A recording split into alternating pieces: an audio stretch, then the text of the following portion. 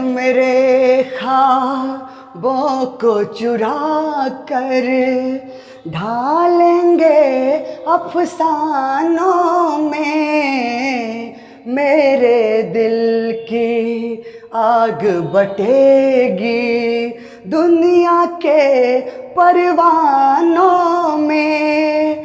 वक्त मेरे गीतों का खजाना ढूंढेगा, दिल का सोना सा तराना ढूंढेगा, दिल का सोना सा तराना ढूंढेगा। हेलो दोस्तों, मैं हूं आपका दोस्त भारती यादव और स्वागत करता हूं आपका अपना चैनल सार्थक क्लासेस दरभंगा पर। दोस्तों, एक प्रॉमिस आपसे मैंने किया था, संभवतः आपको याद हो कि नहीं हो, पर मुझे याद है। मैंने आपको बोला था कि आपके सामने एक यूनिक और ज़बरदस्त चीज़ इसी चैनल पर लेकर के आऊँगा। तो आज वो पल आ चुका है। तो बस वही चीज़ और उसी चीज़ से आपका परिचय कराने जा रहा हूँ। वो क्या है आप खुद ही जानेंगे, लेकिन क्या है मैं थोड़ी सी उसके बारे में बता देना चाहता हूँ। आपके सामने इसी प्लेटफॉर्म पर बेहतरीन और ज़बरदस्त, अरे बोले तो जहन में उतार देने वाली पढ़ाई, जहन में जैसा कि पढ़ाया जाता है आपको इस चैनल पर, एक और एजुकेटर को लॉन्च कर रहे हैं। आप खुद उनसे उनका परिचय सुन लीजिएगा।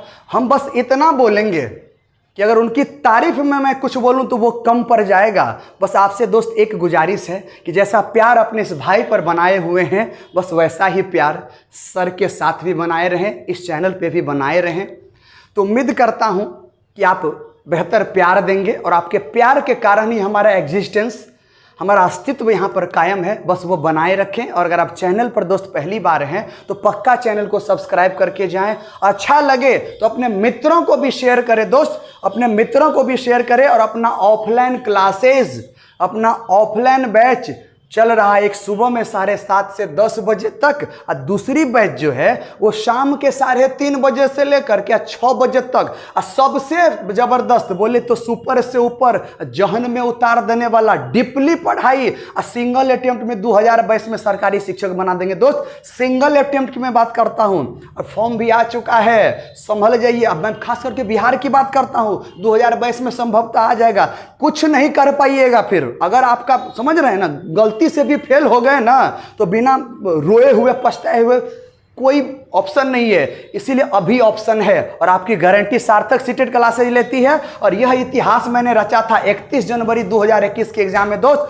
94% समझ में आ रहा है ना। इस बार तो एक शिक्षक का इम्तहान है, एक शिक्षक के लिए चुनौती का विषय है। तो ये जहन में उतार देंगे और एक ही बार की मैं बात बता रहा हूँ, फर्श से अर्श पे पहुंचा दूंगा। ये काबिलियत रखती है सार्थक सीटेड क्लासेस। चलिए, बातें तो बहुत होती है और हमसे तो आप कई बार मिल चुके हैं। तो चलिए स्वागत करते हैं एक नए फैकल्टी को इस चैनल पर, और उम्मीद करेंगे दोस्त आप वही प्यार देंगे जो इस चैनल पर मुझे देते आ रहे हैं। तो चलिए बुलाते हैं अब नए फैकल्टी को, सारा कुछ वो अपने बारे में वो खुद ही बताएंगे।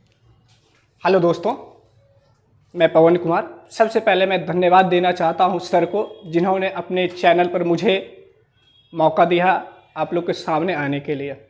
तो दोस्तों, मैं आपको बहुत अच्छी तरह से पढ़ाऊंगा और जहन में उतार दूंगा। जैसे सर ने आप लोगों को बोले हैं, उस विश्वास पर मैं आप लोगों को खरे उतरने की कोशिश करूंगा। तो चलिए दोस्तों, शुरू करते हैं आज मैं एक टॉपिक से, और उस टॉपिक का नाम है, आप लोग भली भांति उस पढ़े हुए हैं और उसको मैं शुरू करने जा रहा हूँ। और फ्रैक्शन आज मैं पढ़ने जा रहा हूँ। तो चलिए दोस्तों, शुरू करते हैं हम फ्रैक्शन को। ठीक है,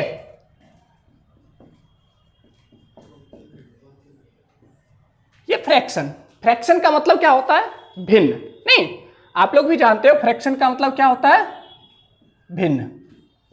तो देखिए, सबसे पहले मैं ये जानना चाहूंगा कि भिन्न किसे कहते हैं। नहीं तो देखो, भिन्न कुछ नहीं होता है। जैसा आप लोग जानते हो कि प्रमेय संख्या को ही भिन्न कहा जाता है, लेकिन जैसे प्रमेय संख्या में भी एक कंडीशन था कि उसका क्यू जो है ना, वो क्या होना चाहिए? 0 नहीं होनी चाहिए। तो यहाँ ऐसा भी, यहाँ पे भी एक कंडीशन है कि यहाँ जो है ना, क्यू हमेशा 1 से बड़ा होना चाहिए। जैसा कि देखिए, आपको मैं बता रहा हूं, भिन्न यानी कि भिन्न, यह प्रमेय संख्या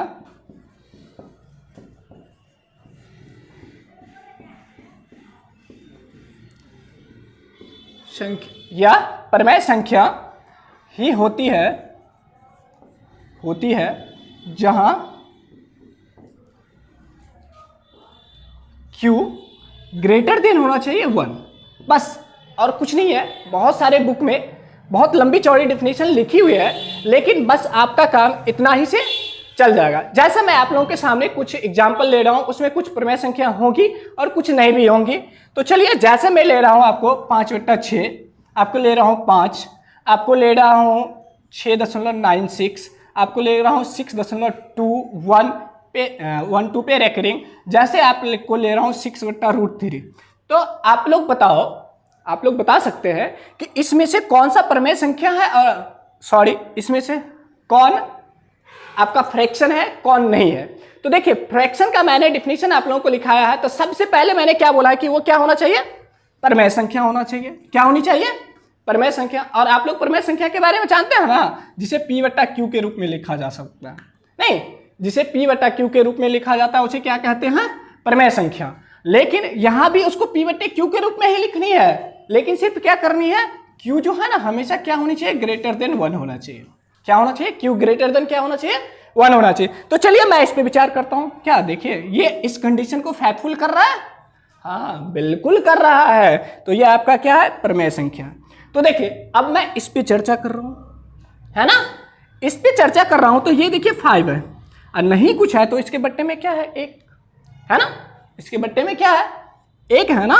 तो क्या बताइए, ये नीचे वाले को क्या कहते हैं हम लोग, Q, ऊपर वाले को क्या कहते हैं, P मतलब क्या, अंश। इसको क्या कहते हैं हम लोग, हर, है ना, इसको क्या कहा जाता है, अंश, इसको हर। हम ऐसा कह सकते हैं कि जो हर हमेशा क्या होना चाहिए, 1 से बड़ा होना चाहिए। क्या यहाँ पे ये 1 से बड़ा है, नहीं। तो क्या ये मेरा फ्रैक्शन होगा, बिल्कुल नहीं होगा। आपको समझ में आ गया होगा। तो चलिए अब मैं इस पे विचार करता हूँ थोड़ा सा, है ना, इस पे मैं विचार करता हूँ। देखिए, ये इसको अगर दशमलव हटाते हैं तो दशमलव के बदले में हम लोग क्या डालते हैं, 1, और उसके बाद जितने डिजिट होते हैं इतने जीरो नीचे सकते हैं, यानी कि दशमलव के बदले में 1, और उसके बाद जितने अंक हटेगा उतने जीरो नीचे सटेगा, यानी कि इधर से जितने अंक रहेगा उतना जीरो यहाँ सटता चला जाएगा। तो ये देखिए, आपको इस कंडीशन को फैक्टफुल कर गया ना। तो ये क्या है, मेरा फ्रैक्शन है। तो ये भी समझ में आ गया होगा। अब चलिए थोड़ा सा मैं इस पे बात कर ले रहा हूँ, ठीक है। तो इस पे भी बात कर रहा हूँ, तो मैं आप लोगों को अगले क्लास में फिर मैं इसके बारे में भी पढ़ाऊंगा, इस रेकरिंग के बारे में। फिलहाल मैं इसको जान लेता हूँ कि ये भी आपका क्या है, एक फ्रैक्शन है, ठीक है। और मैं इसको अगले क्लास में, अभी थोड़ा सा मैं आपको दे रहा हूँ कि ये फ्रैक्शन है। जब मैं अगले क्लास में इसको पढ़ाऊंगा तो आपको पूरी तरह से समझ में आ जाएगा कि हाँ ये बिल्कुल फ्रैक्शन है। तो थोड़ा सा इस पे मैं चर्चा कर ले रहा हूँ। तो इस पे चर्चा कर ले रहा हूँ, तो सबसे पहले ये बताओ आप मेरे को, क्या ये प्रमेय संख्या है, क्या ये प्रमेय संख्या है, नहीं, कहीं नहीं है। ये देखिए नीचे में क्या आ रहा है, √3, और हम लोग जानते हैं कि √3 क्या है, अप्रमेय संख्या है। √3 क्या है, अप्रमेय संख्या है। तो ये मेरा क्या होगा, फ्रैक्शन नहीं होगा। तो अब आप लोग आई होप कि क्लियरली समझ गए होंगे कि प्रमेय फ्रैक्शन किसे कहा जाएगा। तो ये आसानी से आप लोग समझ गए होंगे। तो चलिए अब मैं थोड़ा सा फ्रैक्शन की प्रकार को जान लेता हूँ। फ्रैक्शन कितने प्रकार के होते नहीं, तो देखिए फ्रैक्शन आपका 2 प्रकार का होता है, proper fraction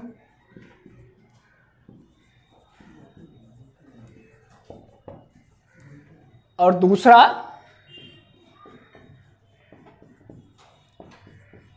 improper fraction. Proper fraction का मतलब क्या होता है, आपका उचित भिन्न, क्या होता है, उचित भिन्न। और इम्प्रॉपर फ्रैक्शन मतलब क्या, मिश्र भिन्न, मिश्र भिन्न। तो चलिए थोड़ा सा इसके बारे में भी हम लोग जानते हैं कि प्रॉपर फ्रैक्शन क्या है और इम्प्रॉपर फ्रैक्शन क्या है। तो देखिए नाम से ही स्पष्ट हो जाता है कि प्रॉपर, उचित, जो उचित होगा, यानी कि नाम से ही इसमें बहुत ज्यादा क्लियरिटी हो जाती है कि उचित भिन्न किसे कहेंगे और मिश्र भिन्न किसे कहेंगे। नहीं, तो देखिए इसको हम देखते हैं। तो इसको किसे कहा जाएगा? उचित भिन्न। देखिए उचित भिन्न उसे कहा जाएगा जेकर निचवाला है ना वो ऊपर वाला से का होगा, जेकर निचवाला ऊपर वाला से का होगा, बड़ होगा, तो उसको का कहेंगे हम? उचित भिन्न। उचित भिन्न मतलब क्या? ऊपर वाला है वो नीचे वाला से का होना चाहिए? अरे छोट होना चाहिए। ठीक है, ऊपर वाला है ना नीचे वाला से छोट हो जाएगा तो वह आपका उचित भिन्न कहलाएगा। आप इसका ढेर सारे एग्जाम्पल ले सकते हैं। आप 17/23 इस तरह से आप इनका बहुत सारे एग्जाम्पल ले सकते हैं। इनके अनंत एग्जाम्पल हैं। ठीक है, सिर्फ इतना याद रखना है कि ऊपर वाला है ना वो नीचे वाला से का होना चाहिए? ऊपर वाला नीचे वाला से क्या होना चाहिए? ऊपर वाला छोट होना चाहिए, नीचे वाला बड़ होना चाहिए। और तुम लोग भी तो है, तुम लोग भी अक्सर तो ऊपर वाले पर ध्यान देता है, नीचे वाले पर तो देता नहीं है। ठीक है, कोई बात नहीं है, तुम लोग का हम लोग मानव है तो ये रहता है। चलो कोई बात नहीं, फिर यहीं आते हैं हम लोग। ठीक है, और मिश्र भिन्न। मिश्र भिन्न में क्या है? मिश्र भिन्न उसे कहते हैं कि जिसमें उचितो भिन्न मिलल होगा। ठीक है, जिसमें क्या होगा? उचित भिन्न भी मिला होगा। जैसे कि इसमें क्या होता है, बस इसका रिवर्स, एक ऊपर वाला बड़ होना चाहिए। क्या होना चाहिए? ऊपर वाला बड़ होना चाहिए। ऊपर वाला जैसे 11/10, आप 12/9 etc। बहुत सारा एग्जाम्पल ले सकते हैं। सिर्फ इतना ध्यान में रखना है क्या कि ऊपर वाला क्या होना चाहिए? बड़ होना चाहिए। ठीक है, और नीचे वाला क्या होना चाहिए? छोट होना चाहिए। ठीक है, तो आई होप आप उचित भिन्न और मिश्र भिन्न को समझ गए होंगे आसानी से। अब इसको समझने में आपको कोई दिक्कत नहीं होगी। सुनिए एक चीज और बता देते हैं। जैसे आप बहुत ऐसा भी समझते हैं कि ऊपर वाला का होता है, नीचे वाला का होता है, तो ऊपर वाला को क्या कहते हैं? P, और नीचे वाला को क्या कहते हैं? Q। तो यहाँ क्या है, मैंने क्या बोला? ऊपर वाला छोट होना चाहिए। ऊपर वाला क्या होना चाहिए? छोट। और नीचे वाला क्या होना चाहिए? बड़। तो ऊपर वाला छोट होगा, यानी कि ऊपर वाला ई हो गया, ई क्या हो गया? ई नीचे वाला हो गया ना। ई क्या हुआ? ऊपर वाला। ई क्या हुआ? नीचे वाला। तो क्या कह रहा है कि ऊपर वाला क्या होना चाहिए? छोट। ऊपर वाला क्या होना चाहिए? छोट। तो छोट तरफ मुंह बंद कर देते हैं, यानी कि जो इस कंडीशन को फैक्टफुल करेगा वो आपका क्या होगा? उचित भिन्न होगा। तो जस्ट इसका रिवर्स का है कि इसका ऊपर वाला को मैंने ही बताया था कि P होता कहते हैं, और नीचे वाला को क्या कहते हैं? Q कहते हैं। तो इसमें क्या होगा? P जो होगा बड़ा होगा Q से, तो उसको क्या कहा जाएगा? मिश्र भिन्न कहा जाएगा।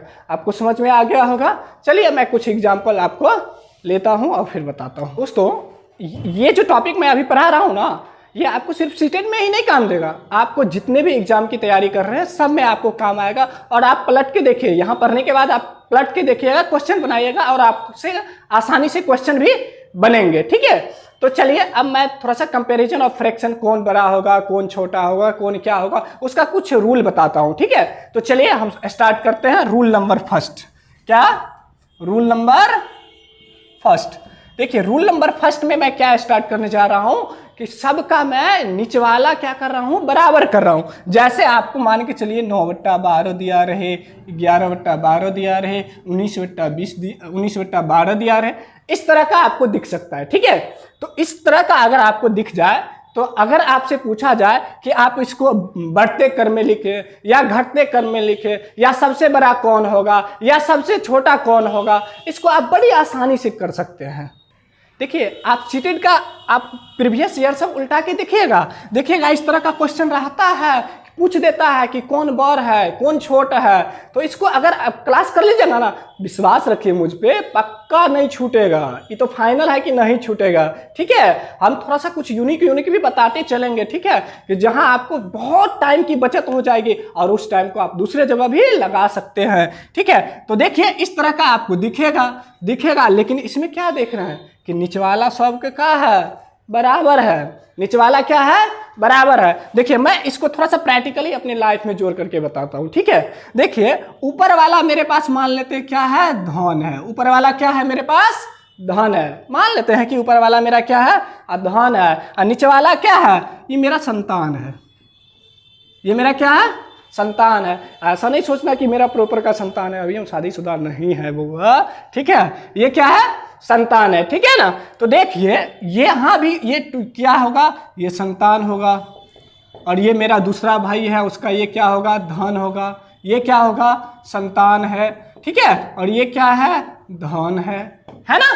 देखिए इसमें क्या दिया हुआ है कि सबका संतान बराबर है, सबका क्या है, संतान बराबर है, लेकिन धन देखिए सबका अलग अलग है, ये धन क्या है, अलग अलग है। तो यहाँ से आपको ये थोड़ा आइडिया लग रहा होगा कि भाई मेरे पास भी सबका, मैं सब भाई का संतान बराबर है और धन अलग अलग है, तो इसका मतलब ये हुआ जिसके पास सबसे ज्यादा धन होगा वो अमीर होगा, है ना। जिसके पास सबसे ज्यादा धन होगा वो क्या होगा, अमीर होगा।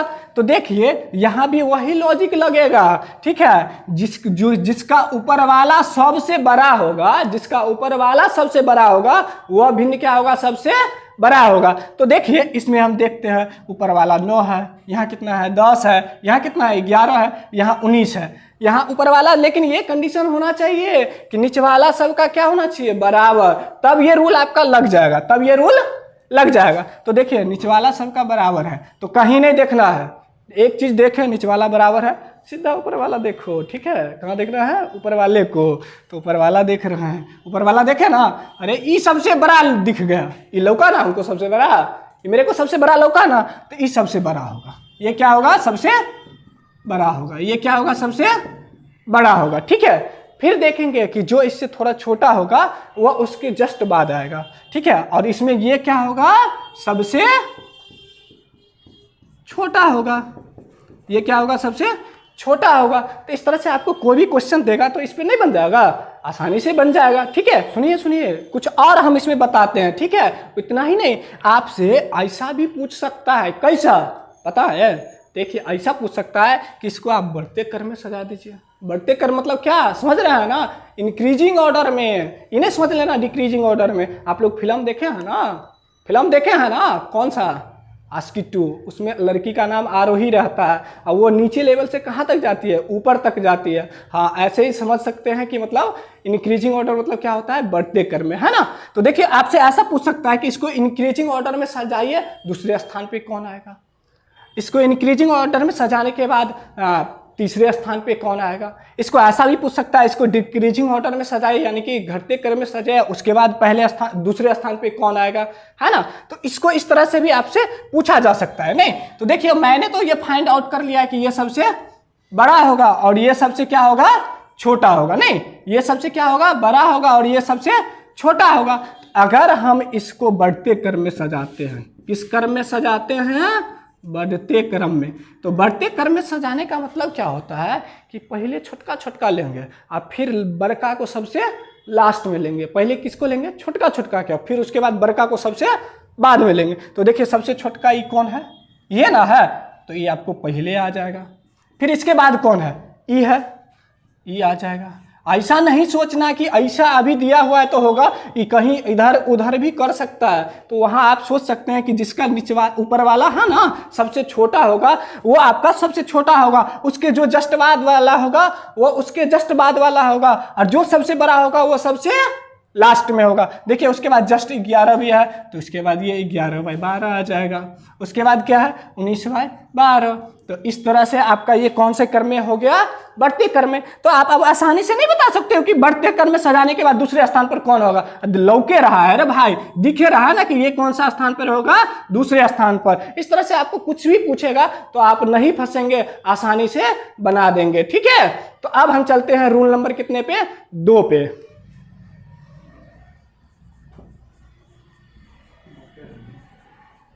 देखिए रूल नंबर 2, रूल नंबर 2 में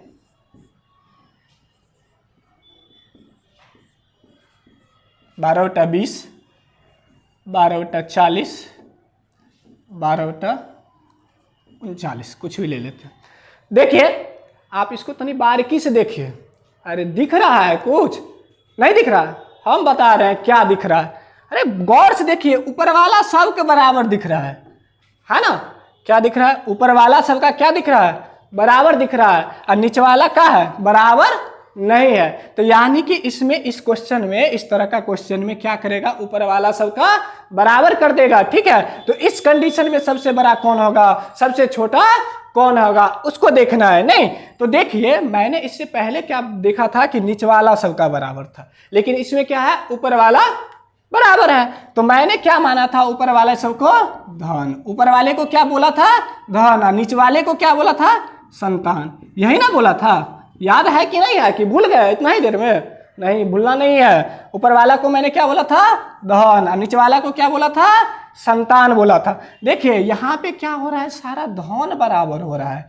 इन्हें वो सोच लेना कि अपनी गर्लफ्रेंड वाली सोना नूनू धन करेजा प्राण के फोफी, ये सब नहीं सोचना, ठीक है। यहाँ क्लास वाला मतलब जो चर्चा हो रही है उसकी बात कर रहे हैं। नहीं, ऐसा नहीं कि पढ़ते पढ़ते चल जाना उसके पास, वहाँ नहीं जाना है, अभी कुछ देर यहीं रहना है, ठीक है। ये क्या है, आपका संतान है।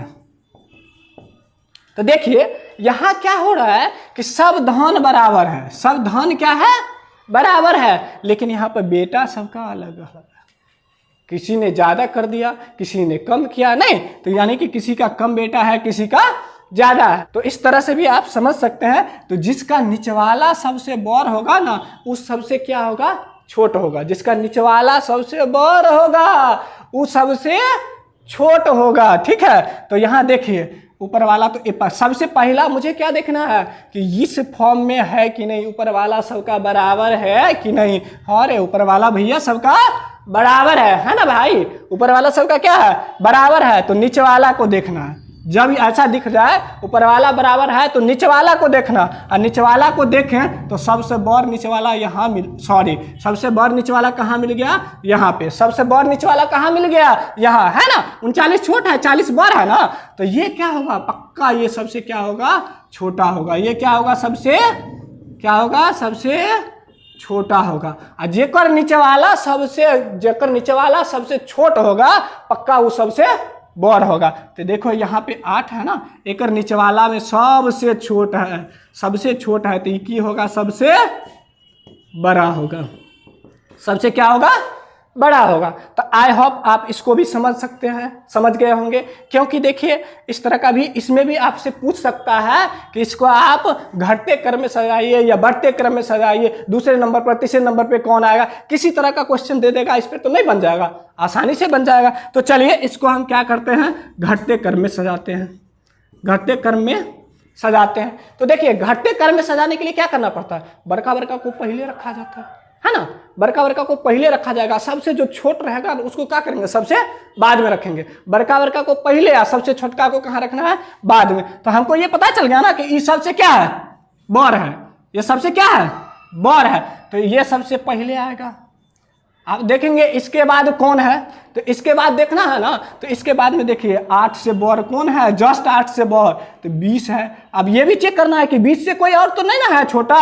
तो देखिए है कोई नहीं लौका, कोई लौका नहीं लौका, तो दूसरे नंबर पे ये आ जाएगा, ठीक है, 12/20, ठीक है। उसके बाद फिर देखना है कि 20 से जस्ट बड़ा कौन है, 20 से जस्ट बड़ा कौन है। तो फिर यहाँ देखें 40, हाँ तो इसको पकड़ेंगे, फिर इसको छोड़ देंगे, फिर आगे जाएंगे, आगे गए 40 से छोटका मिल गया, ये मिल गया ना, तो उसके बाद जस्ट ये आ जाएगा, और फिर ये उसके बाद जो बच गया वो मेरा हो गया। तो ये आपका क्या, कौन से क्रम में हो गया, घटते क्रम में हो गया। अब आपसे पूछ देगा कि तीसरे स्थान पे कौन होगा, तो भैया ये तीसरे नंबर पर ये होगा, तीसरे नंबर पे कौन होगा, ये होगा। समझ लिया ना अच्छी तरह से, कहीं किसी प्रकार की दिक्कत तो नहीं हुई ना। अगर दिक्कत हुआ होगा तो दोस्त हमारे आप हमको कमेंट कर सकते हैं, हमसे पूछ सकते हैं। और देखिए कोई इंसान परिपूर्ण नहीं होता है, ठीक है ना, कोई इंसान परिपूर्ण नहीं रहता है। हाँ, अपने आप में पूरा हमेशा अच्छे देने की कोशिश करता है, और हमेशा इंसान में क्या होता है, इम्प्रूव होते रहता है। तो आप लोगों ने जो देखा, अगर अच्छा लगा होगा तो लाइक एंड सब्सक्राइब जरूर करिएगा। और हाँ, इतना ही नहीं, और रूल पढ़ना है। ये सब रूल पे तो कम क्वेश्चन आते हैं, आगे जो रूल पढ़ेंगे ना वो बहुत इंपॉर्टेंट है। तो अगर वो सब देखनी है तो आप उससे कल मिलते हैं। तो तब तक के लिए आप अपने भाई को विदा दीजिए। धन्यवाद। जय हिंद, जय भारत।